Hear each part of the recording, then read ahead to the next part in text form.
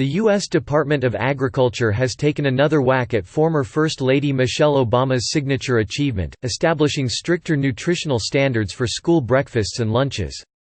And on her birthday, on Friday, USDA Deputy Undersecretary Brandon Lipps proposed new rules for the Food and Nutrition Service that would allow schools to cut the amount of vegetables and fruits required at lunch and breakfasts while giving them license to sell more pizza, burgers and fries to students. The agency is responsible for administering nutritional programs that feed nearly 30 million students at 99,000 schools. Lipps said the changes will help address what he described as unintended consequences of the regulations put in place during the Obama administration. For example, when schools were trying to implement innovative solutions such as grab-and-go breakfast off a cart or meals in the classroom, they were forced to give kids 2 bananas to meet minimum federal requirements. But Colin Schwartz, Deputy Director of Legislative Affairs for Center for Science in the Public Interest, says that the proposed rules, if finalized, would create a huge loophole in school nutrition guidelines, paving the way for children to choose pizza, burgers, French fries and other foods high in calories, saturated fat or sodium in place of balanced school meals every day. He says that limiting the variety of vegetables could make French fries even more central to students' diets. He says the potato lobby has been pushing for this change, and that the potato industry was behind a change that happened quietly last March, making it easier to substitute potatoes for some fruit in weekly breakfast menus.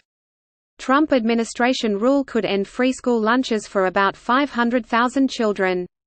Cam Quarles, the chief executive of the National Potato Council, said, "Potatoes are a nutrient-dense vegetable, which contain more potassium than a banana and 30% of the daily value of vitamin C along with 3 grams of protein, fiber and carbohydrates that school children need to perform their best at school."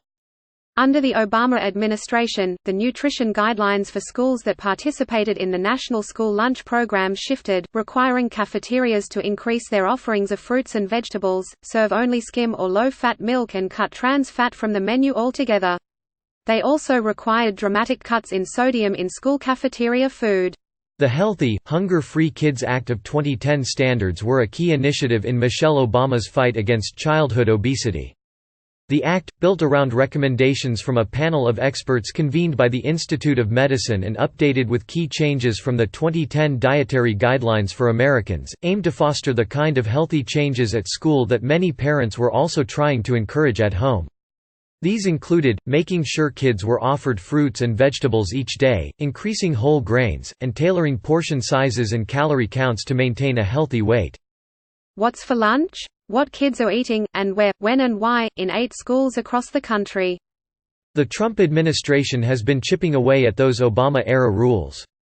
First, just days after Agriculture Secretary Sonny Perdue assumed his role, he announced the USDA would be slowing the implementation of the aggressive sodium standards as well as Obama-era rules for whole grains and sweetened milks, citing food waste and non-participation as key rationales for the shift.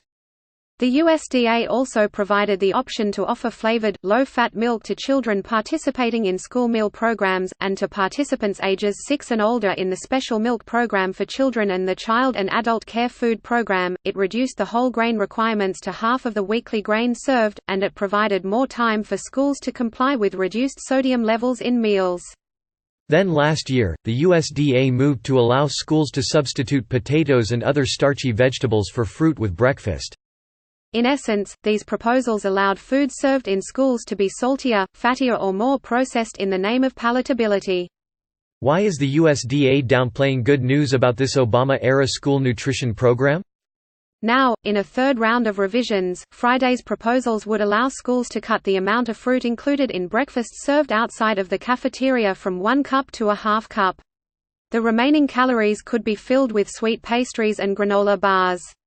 For lunches, the proposals would allow schools to offer potatoes as a vegetable every day and gives them the flexibility to provide things like pizza and burgers as a la carte items that students may choose over more nutritious full meals.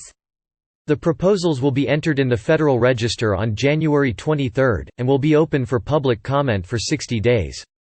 Nancy Roman, president of Partnership for a Healthier America, said that these proposed rule changes sound like a step in the wrong direction. If anything, the science of the past few years suggests that we need even more fruits and vegetables at each meal, and the less processed the better. It's not just what is on the plate, but how it is prepared.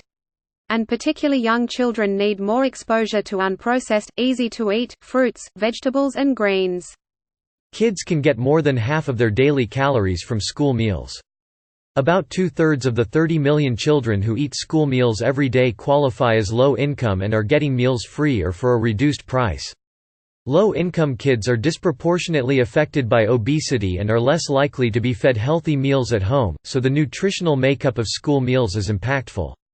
Many of these changes flout the good news about the nation's school nutrition programs reported by last year's USDA School Nutrition and Meal Cost Study, which was the first comprehensive assessment of school meals after the implementation of Michelle Obama's Healthy, Hunger-Free Kids Act.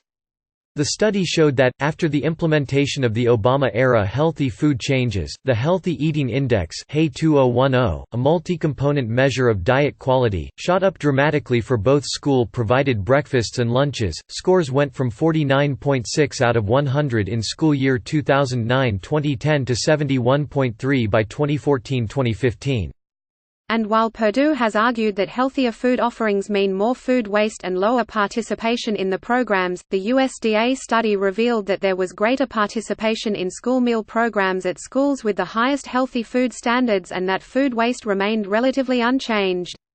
How the Trump administration limited the scope of the USDA's 2020 dietary guidelines. The School Nutrition Association, the trade group for school food service manufacturers and school food professionals, has frequently advocated for less stringent nutritional requirements.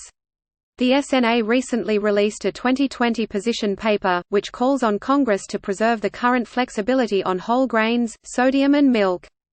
SNA President Gay Anderson said the organization would study the proposals further.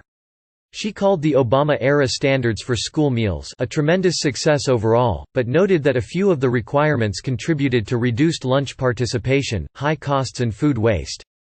Mary Story, a professor of global health, and family medicine and community health at Duke University and a member of the USDA Dietary Guidelines Advisory Committee, said that, with these changes, the administration is going against their own findings from their study which showed that the updates in nutrition standards have had a positive and significant effect. This makes absolutely no sense. Politics and industry pressure should not interfere with what is best for children's health. Mariah Ballinget contributed to this story.